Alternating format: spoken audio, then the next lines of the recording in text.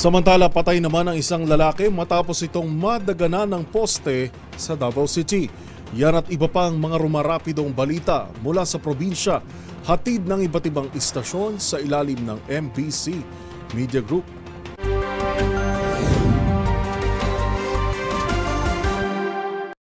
Balita mula sa Davao City. Patay ang isang lalaki matapos natamaan at nadaganan ng poste nang mawala ng preno ang isang truck sa kilometro 11 sa Davao City pasado alas 3:30 ng hapon, Pebrero 26, 2025. Kinilala ang biktima na si alias Ariel, 54 anyos, nakatira sa nabanggit na lugar. Sa investigasyon ng kapulisan, habang binabaybay ng truck ang pababang bahagi ng kalsada, napansin ng driver na si alias Rene na hindi kumagat ang preno. Kaya nagdesisyon ng driver ng truck na ibangga na lang sa simentadong poste, ngunit sa hindi inaasahang pagkakataon ay nakatayo ang biktima kaya natamaan ito at nadaganan sa poste. Patay on the spot ang biktima dahil sa bigat na simentadong poste na tumama sa kanya. Sa ngayon, nasa kustodiya na ng Sasa Police Station 4 ang driver ng truck para sa wastong disposasyon. Para sa MBC TV Network News, ito si June Suter. Una sa Pilipinas, una sa Pilipino.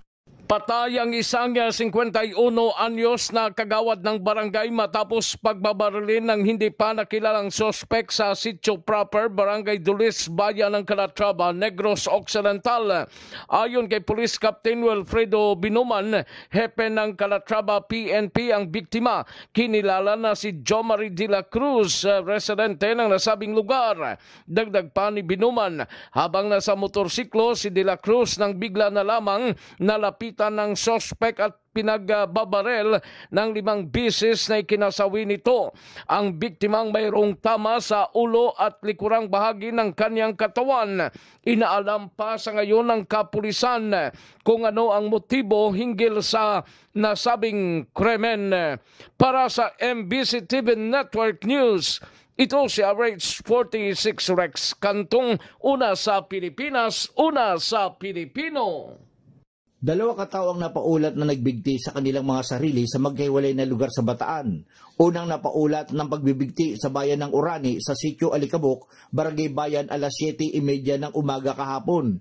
Kinilala ni Police Major Francis Jimenez ang biktima na nagbigti na si Mar A. Suing Tadeo, 39, may asawa residente na nabanggit na barangay.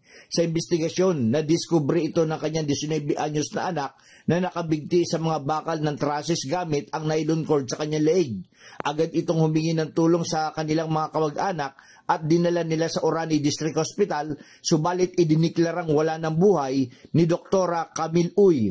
Ayon sa pamilya ng biktima, ilang beses nang nagpahayag ito ng huli ng intensyon na magbigti at magpapakamatay tuwing ito'y nalalasing. Sumunod na nadiskubreng nagbigti itong si Benjamin Di Donaldo Jr., walang asawa, edad 30 anyos, na nadiskubreng nakabigti sa loob ng kanyang tahanan alas 12:30 kahapon ng hapon sa Barangay Kataning, Hermosa.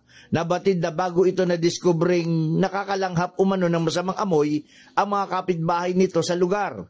Kinatok ito at nang walang sumasagot at pilit nilang buksan dito na nadiskubring nakabigti ito sa kanyang silid ang biktima na hinihinalang ilang araw na din itong patay bago nadiskubre. Naniniwala naman ang mga kaanak ng dalawang nagbigti na walang foul play sa kanilang pagpakamatay kaya hindi na nila ito pinautopsy. Para sa MBC TV Network News, Danny Kumilang, RH37, una sa Pilipinas, una sa Pilipino.